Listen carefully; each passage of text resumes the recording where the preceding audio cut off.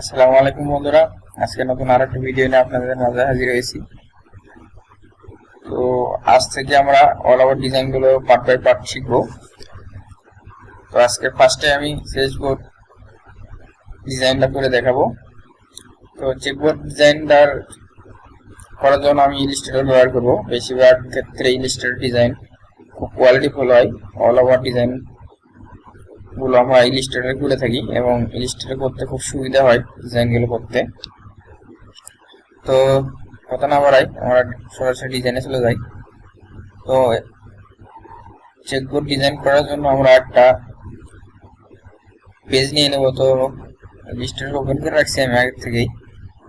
তো create a new page থেকে আমরা একটা পেজ নিব। তো এখানে আপনাদের ইঞ্চিতে নিতে পারেন অথবা সেন্টিমিটারে নিতে পারেন, যেটাই নেন না কেন আপনারা বেশি নেবেন, কারণ আপনাদের কম ছোট পেজ নিয়ে ডিজাইন করেন, পরবর্তীতে এটার আপনার রেজুলেশন বাড়াতে গেলে অনেক ঝামেলা হয় এবং আপনারা ওই ছোট পেজ নিয়ে ডিজাইন করে যদি এই ডিজাইনটা সেভ দেন তো ডিজাইনটা অনেক সময় ফেটে যায় এবং রেজুলেশন অনেক কম থাকে। তো ওই জন্য আমরা আগের থেকে পেজটা একটু বড় নিব। এখানে আমি ইঞ্চি ব্যবহার করছি 30 ইঞ্চি অথবা 40, উইথে দিচ্ছি 30, হাইটে দিচ্ছি 40, অথবা আপনারা আরো কম দিতে পারেন একটু, এবং বেশি দিয়ে পড়াই ভালো। তো আমরা ক্রিয়েট করে আমরা একটা পেজ নিয়ে নিলাম। তো ইলাস্ট্রেটর ডিজাইন করার ক্ষেত্রে কিছু কিছু আপনার প্রয়োজন হবে, টুলসের প্রয়োজন হবে। তো এই টুলস গুলো আমরা এখানে যদি না পাই তো আমরা এখানে উইন্ডো থেকে নিতে পারবো। তো এই দেখেন কালার,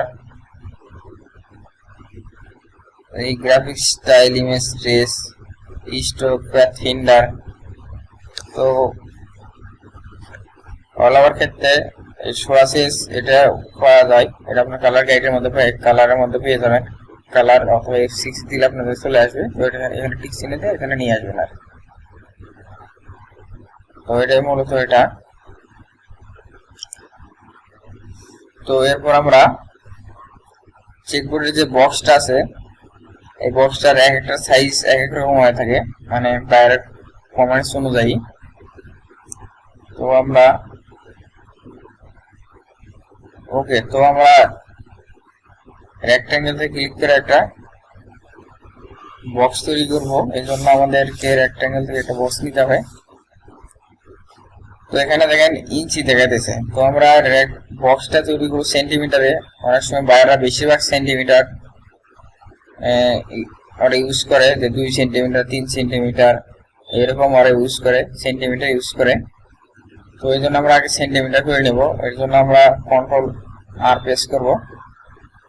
কন্ট্রোল আর প্রেস করে দেখেন এখানে স্কেল চলে আসে। কন্ট্রোল আর প্রেস করার সাথে এখানে স্কেল চলে আসে। তো আমরা মাউসের এখানে কার্সার ক্লিক করা অবস্থায় মাউসের রাইট বাটন ক্লিক করব। রাইট বাটন ক্লিক করে এখানে অপশন চলে আসছে। তো আমরা এটা সেন্টিমিটার করে নিলাম। তো এখন আমাদের রেক্ট্যাঙ্গেল ক্লিক করা অবস্থায় মাউসের লেফট বাটন ক্লিক করবেন। করার পর আমাদের বক্সের সাইজটা কত হবে, অনেক সময় বাইরে বলে দেয় যে 2x2 অথবা 3 cm by 3 cm, height with 3 cm, এরকম। মানে হাইটে যদি 3 cm হয়, উইথও 3 cm হবে, এরকম আর কি। অথবা যে কোনো সাইজ দিতে পারে ওরা। তো আমরা আজকে যেটা করবো এটা 2x2, মানে উইথ 2 থাকবে এবং হাইটও 2 থাকবে। এবং এখানে আপনার কাস্টম করে নেবেন, ক্রস দিয়ে নেবেন আগে থেকে, তুলে এটা লক না থাকে লক কিনে নেবেন। তো আমরা এখানে 2 cm দিয়ে দিয়ে নেই, 2 ওকে। আমাদের চেকবোর্ডের বক্সটা এখন 2x2 cm হয়ে গেছে। তো দেখেন এখানে ট্রান্সফর্ম, এখানে সাইজ দেখায়, এখানে 2 cm বাই 2 cm দেখাচ্ছে। এখানে আরো অপশন আছে। তো ট্রান্সফর্ম মূলত আপনাদের সাইজ দেখাবে। ওকে, আমাদের এটা ছোট হয়ে গেছে, এটা কন্ট্রোল প্লাস হবে, একটু বড় করে নেই। আমরা এটা বড় করে নিলাম।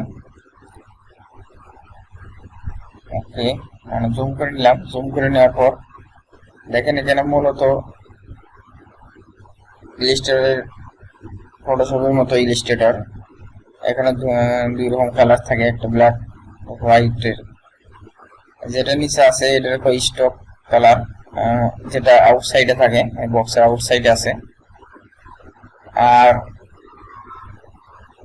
এখানে দেখেন ফিল লেখা আছে, এখানে এটা ফিল কালার, যেটা বক্সের ভিতরের সাইডে।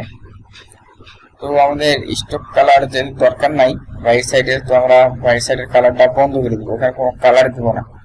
এটা মনে রাখতে হবে যে যেখানে কালার দরকার নাই ওখানে পুরো নান কালার দিতে হবে, মানে কোনো কালার থাকবে না। যদি আমার সাদা কালার দেয় অনেক সময় মেশিনে ধরে নেয় প্রিন্ট করা শুরু করে, তো তখন দেখা যাচ্ছে প্রিন্ট করতে সময় বেশি লাগে।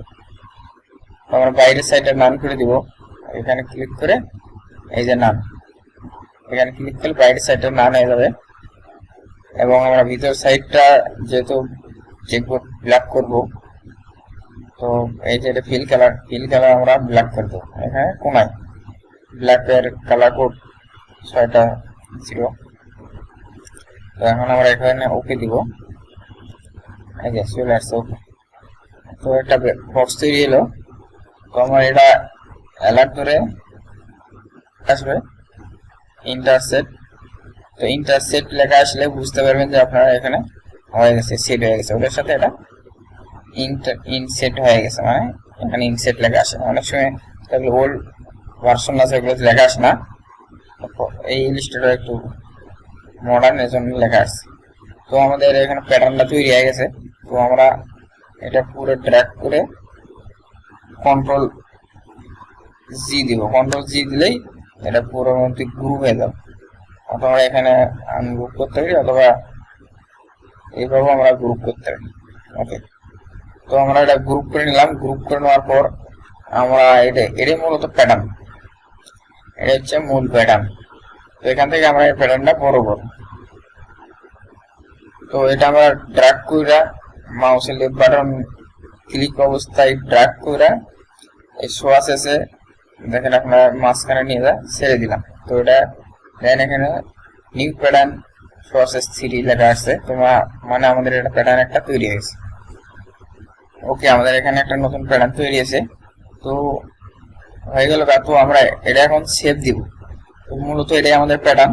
তো এটা আমরা এটা সেভ দিব ফাইল থেকে, সেভ অ্যাস, এবং এখানে নতুন একটা ফোল্ডার বানাবো, চেকবোর্ড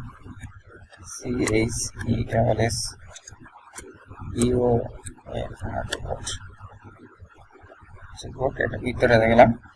এবং আপনারা এখানে একটা জিনিস খেয়াল করবেন যে এটা এআই অথবা ইপিএস এই দুই ফরম্যাটে আপনারা সেভ দিতে পারবেন, তাহলে আপনার পরবর্তীতে এটা কারেকশন করতে পারবেন, অথবা চেকবোর্ডের যে বক্স সাইজ এটা ছোট বড় করতে পারবেন পরবর্তীতে। তো আমরা ইপিএস অথবা এআই দিয়ে সেভ দিতে হবে, আমরা এআই দিয়ে সেভ দিলাম। এখন এখানে প্যাটার্ন লাগে সেভ দিই, তো এটা প্যাটার্ন, মূল প্যাটার্ন। তো এটা আমাদের মূল প্যাটার্ন হয়ে গেল। ওকে, আমাদের প্যাটার্ন, এটা মূল প্যাটার্ন হয়ে গেল। এবং এখানে আমাদের একটা প্যাটার্ন সেট করে রাখছি, মানে এই প্যাটার্ন ধরে আমরা আর কি বড় করবো। তো আমরা এটা ডিলিট দিই, দিয়ে আমাদের এখন কাজ হচ্ছে মেশিনের সাইজ ওয়াইজ প্যাটার্ন তৈরি করা। আমরা রেক্ট্যাঙ্গেল নিয়ে নিলাম। বেশিরভাগ মেশিনে দেখা যায় যে আপনার টেবিলের সাইজ 1500 মিলিমিটার অথবা 1200 মিলিমিটার থাকে। তো 1500 মিলিমিটারে বেশি থাকে মেশিনগুলার। তো এক এক মেশিনে এক এক টেবিল থাকে। তো মিলিমিটারে সেন্টিমিটার উপরে 10 দিয়ে ভাগ দিলেই এটা সেন্টিমিটারে তৈরি হয়ে রূপান্তর হয়। তো আমরা যেহেতু টেবিল আমাদের 1500 মিলিমিটার, তো আমরা এখানে 150 দিয়ে নিলাম। এবং হাইট সর্বোচ্চ অনেক মেশিনে 100 বেশি প্রিন্ট করা যায় না, অনেক টেবিল ছোট থেকে হাইটে। তো মাক্সা মেশিনে অবশ্য 120 পর্যন্ত আপনার প্রিন্ট দেওয়া যায়।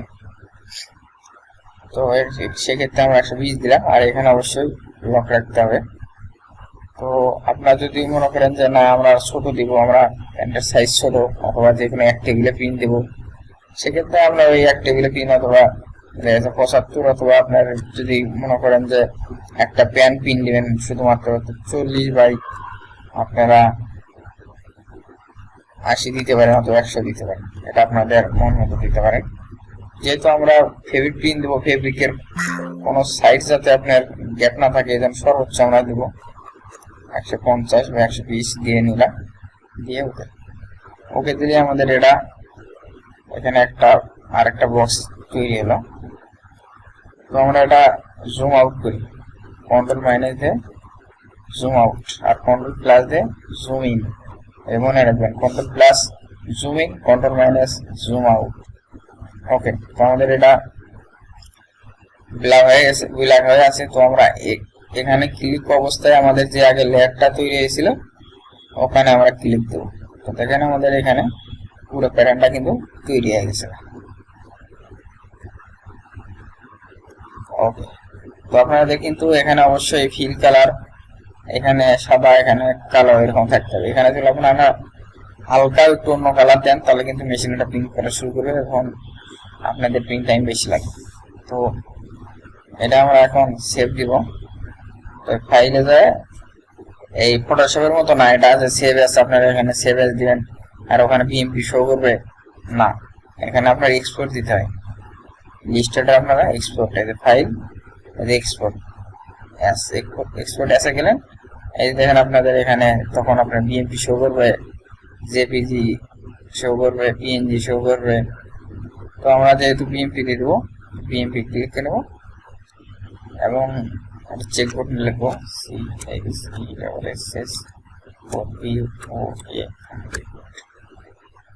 ওকে, এখন এক্সপোর্ট করবেন।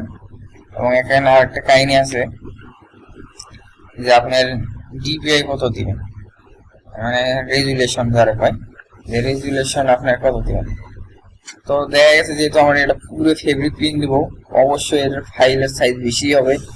তো আমাদের 300 না দেওয়াই ভালো, আমরা কম দিতে পারি 150 অথবা 200 অথবা 150 বেশি দিলে আপনি 100 আসতে যাবেন, মানে কতটুকু পর্যন্ত আপনাদের মেশিন ইনপুট নিতে পারে।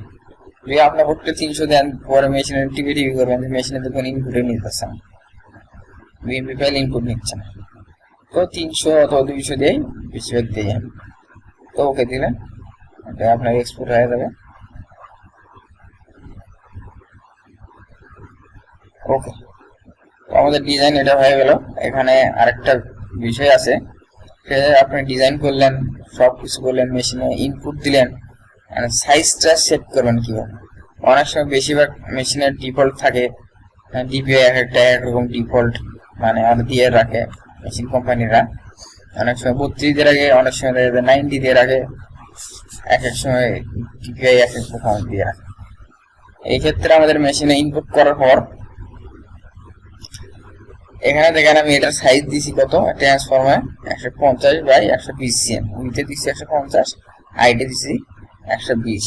তো আপনারা সেম মেশিনে ইনপুট করার পর মেশিনের সাইজে যাবেন, যেখানে সাইজ কম বেশি করে ওই সাইজে যায় আপনারা 150 সিএম দিবেন, 120 সিএম দিবেন, অথবা যদি মিলিমিটার ওখানে দেখা গেছে মিলিমিটার সাপোর্ট করতেছে তাহলে আপনারা দিবেন 1500 মিলিমিটার, আর 120 জায়গায় দিবেন 120 মিলিমিটার। আর আপনারা যদি এটার হাইট কম বেশি করেন তাহলে সেক্ষেত্রে আপনারা 10 যোগ গুণ দিবেন, দিয়ে 80 সিএম দেন তাহলে এখানে 800 মিলিমিটার দিবেন। এরকম করে সেট করবেন। সেট করলে তাহলে দেখবেন যে আপনাদের যে চেকবোর্ডের যে বক্সটা আছে এই বক্সের উইথে 2 সিএম, হাইটে 2 সিএম এরকম যে আমরা দিয়েছিলাম এই সাইজটা ঠিক থাকবে আর কি। এছাড়া কিন্তু আপনাদের মেশিনে ইনপুট করার পর আপনারা যদি সাইজটা ভালোভাবে দিতে না পারেন তাহলে কিন্তু চেকবোর্ডের এই হাইট উইথ কিন্তু ঠিক থাকবে না, এটা আপনাদের খেয়াল রাখতে হবে অবশ্যই। আর যদি এছাড়া আপনারা যদি না পান সেই ক্ষেত্রে আপনার মেশিনে ইনপুট করার পর রেড পয়েন্টার দিবেন, রেড পয়েন্টার দেওয়ার পর আপনারা ফিতেতে মাপবেন, ফিতেতে মাপবেন যে আপনারা ইলিস্ট্রেটর কত দিয়েছিলেন, ডিজাইন করার সময় কত দিয়েছিলেন, উইথে হাইটে কত দিয়েছিলেন। হাইটে 150 সিএম দেন তাহলে ফিতেতে এই মাথা থেকে মাথা মাপবেন যে আমরা উইথ মাপলাম 150 সিএম আছে কিনা, উইথ মাপবেন। যদি 50 সিএম কম থাকে তাহলে বাড়াবেন উইথে, আর যদি বেশি থাকে তাহলে কমাইবেন। হাইটে এরকম করে অ্যাডজাস্ট করে নেবেন। দেখবেন যে আপনার যখন উইথ হাইট এখানে 150 বা 120 হয়ে গেছে গা, তখন দেখবেন আপনার প্রিন্ট দিবেন। প্রিন্ট দেওয়ার পর আপনার এই চেকবোর্ডটা মাপবেন, চেকবোর্ডে যে বক্সটা আছে এটা মাপবেন, দেখুন 2 cm বাই 2 cm আছে। তো এটা হচ্ছে মেইন বিষয়, আপনাদের খেয়াল রাখতে হবে। ওকে, সবাইকে ধন্যবাদ। তো পরবর্তী ভিডিও দেখার জন্য আমাদের চ্যানেলটি অবশ্যই সাবস্ক্রাইব করে রাখবেন।